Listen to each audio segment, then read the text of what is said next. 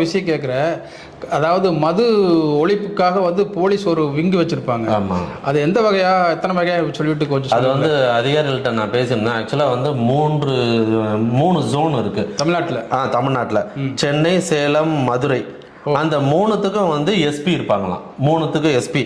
இதுல வந்து சென்னையில சேர்றதான் விழுப்புரம், கள்ளக்குறிச்சி, வேலூர், கடலூர், பழைய காஞ்சிபுரம், திருவண்ணாமலை.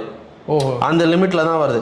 இதுக்கு மேல சென்ட்ரல் இன்டெலிஜென்ஸ் யூனிட், அதாவது மத்திய நுண்ணறிவு பிரிவுன்னு ஒன்று இருக்கு.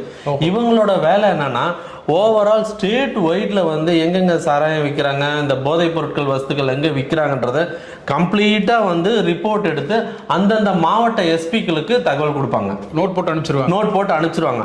அதை வந்து அவங்க பண்ணோம். இது எல்லாத்துக்கும் காரணம் வந்து காவல்துறை இப்ப இமிடியேட்டா வந்து தமிழக அரசு என்ன பண்ணாங்க, அந்த எஸ்பியை வந்து சஸ்பெண்ட் பண்ணிட்டாங்க, கலெக்டரையும் எடுத்துட்டாங்க.